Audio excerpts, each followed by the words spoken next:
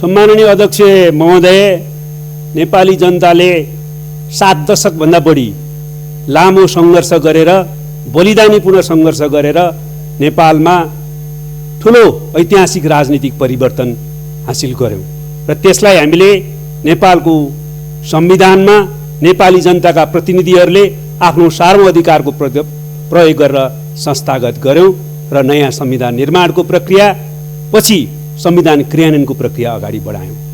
वास्तवमा नेपालका सबै लोकतन्त्रवादी शक्तिहरूको लागि एउटा गर्वको विषय रह्यो कि नेपालमा नेपाली जनताले 6 दशक भन्दा बढी संघर्ष गरेर एउटा नयाँ मोडेलको लोकतन्त्र, परम्परागत संसदीय गणतन्त्र भन्दा उन्नत प्रकारको समाजवाद उन्मुख समावेशी लोकतन्त्र स्थापित गरे। राजनीतिक प्रणालीको हिसाबले संघीय लोकतान्त्रिक गणतन्त्र र सामाजिक सार्थत्वको हिसाबले समाजवाद उन्मुख समावेशी लोकतन्त्र स्थापित गरियो। त्यो सबै लोकतन्त्रवादीहरूको लागि गर्वको विषय हो र नेपाली कम्युनिस्टहरूको लागि भने अझ गर्वका अतिरिक्त ऐतिहासिक अवसर प्राप्त भयो।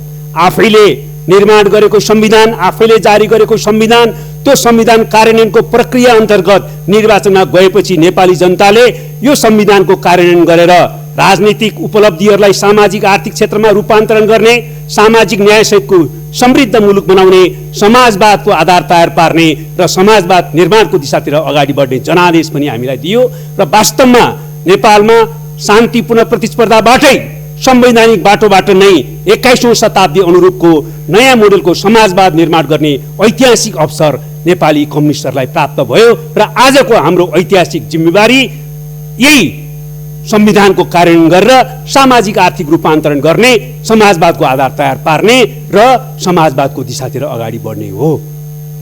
तर सम्माननीय अध्यक्ष महोदय, यद्यपि त्यही संघर्षको परिणाम स्वरूप आज सम्माननीय अध्यक्षज्यू अध्यक्षको त्यो सिटमा आसीन हुनुहुन्छ। म आज यहाँ राष्ट्रिय सभाको यो गरिमामय अधिवेशन बैठकमा बोल्ने अवसरबाट युक्त छु र हामी बोलिराखेका छौँ।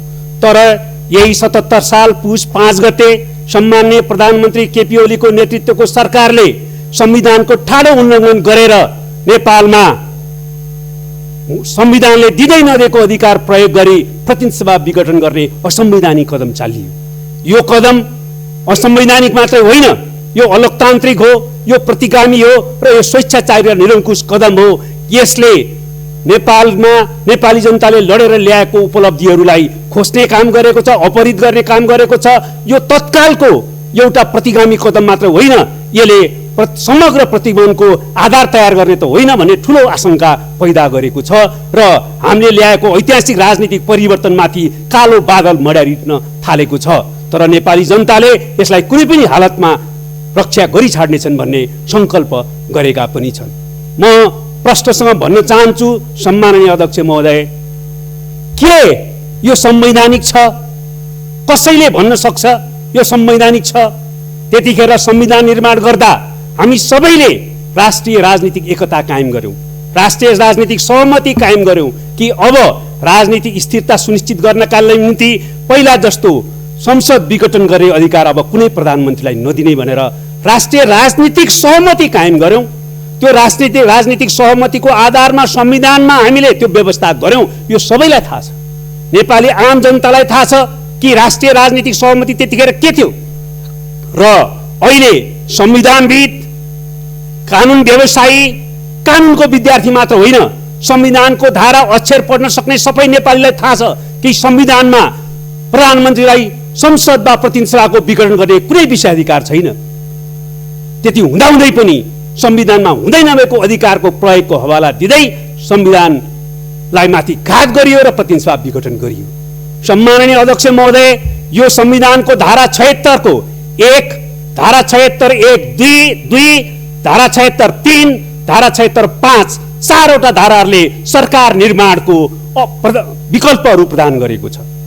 पहिलो विकल्प, बहुमत प्राप्त दलको नेता प्रधानमन्त्री हुन्छन्। त्यस्तो हुन सकेन भने दुई भन्दा बढी पार्टीहरूको समर्थन प्राप्त व्यक्तिले सरकार गठन गर्छ।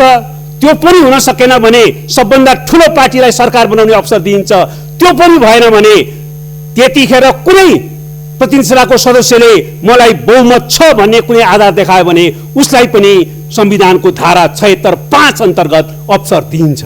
तर कुनै पनि कोणबाट एक मात्रै होइन 5 सम्म आउने कुनै सम्भावना अन्तर्गत सरकार बनेन भने यो संविधानले के भन्छ, संविधान धारा 76(7) अन्तर्गत भने त्यतिखेर प्रतिनिधि सभा स्वतः विघटन हुन्छ। त्यसकारणले प्रतिनिधि सभा विघटन गर्ने अधिकार विशेषाधिकार दिएको छैन। सरकार बन्नै सकेन भने प्रतिनिधि सभा विघटन हुने अवस्थाको उल्लेख गरेको छ संविधानले। र प्रधानमन्त्रीलाई विशेषाधिकार होइन, अधिकार होइन। यदि सरकार बन्नै नसक्ने स्थिति भयो भने दुई खालको प्रधानमन्त्रीलाई प्रतिनिधि सभा विघटनको अवस्थाको निम्ति बाध्यकारी दायित्व दिएको छ विघटनको सिफारिस गर्न, अधिकार होइन। त्यतिखेर विघटनको सिफारिस गर्नै पर्छ। जब सरकार बन्दैन वा सरकार बन्ने विकल्प अन्तर्गत बनेको प्रधानमन्त्रीले विश्वासको मत प्राप्त गर्न सक्दैन, त्यसपछि 30 दिनभित्र प्रतिनिधि सभा स्वतः विघटन हुने र 6 महिनाभित्र निर्वाचन हुने प्रावधान छ। त्यसको निम्ति म चाहिँ सिफारिस गरौँ कि नगरौँ भन्न पाउँदैन। अधिकार भनेको गरौँ कि नगरौँ भन्ने हो। त्यतिखेर प्रतिनिधि सभा स्वतः विघटन हुन्छ। त्यो विघटनको औपचारिकता पुरा गर्नलाई प्रधानमन्त्रीले विघटनको सिफारिस गर्न बाध्यकारी हुन्छ।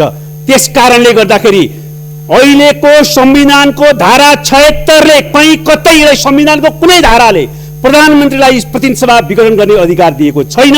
त्यो प्रश्न छ, त्यसकारण यो असंवैधानिक हो।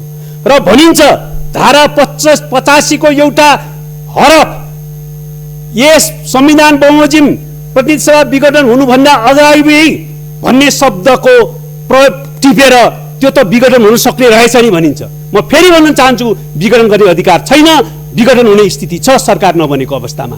कुनै मान्छेले बकपत्र दिए अथवा कुनै आफ्नो सम्पत्ति मृत्युपछि सेकपछि अरू कसैलाई दिने भनेर शब्द फेला पार्यो भने मारेर दिने भन्ने अर्थ लाग्छ सभामुख महोदय।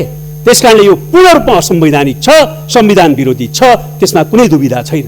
अब अर्को पक्ष पनि आएको छ, यो संवैधानिक त कसैले भन्न सकेका छैन। पूर्व प्रधान न्यायाधीशहरू, बारका पूर्व अध्यक्षहरू, पूर्व महान्यायाधिवक्ताहरू, सबै कानुन व्यवसायीहरू, सबै राजनीतिक पार्टीका नेताहरू, राजनीतिक पार्टीहरू, सबै बुद्धिजीवीहरूले एक स्वरले भनेको छ असंवैधानिक र अलोकतान्त्रिक छ भनेर। तर हाम्रो प्रधानमन्त्री र प्रधानमन्त्रीका समर्थन गर्ने कतिपय साथीहरूले भन्नुभएको छ यो राजनीतिक बाध्यता पर्यो, संवैधानिक त होइन। संवैधानिक हो भन्न त सकिँदैन, राजनीतिक बाध्यता पर्यो। के बाध्यता?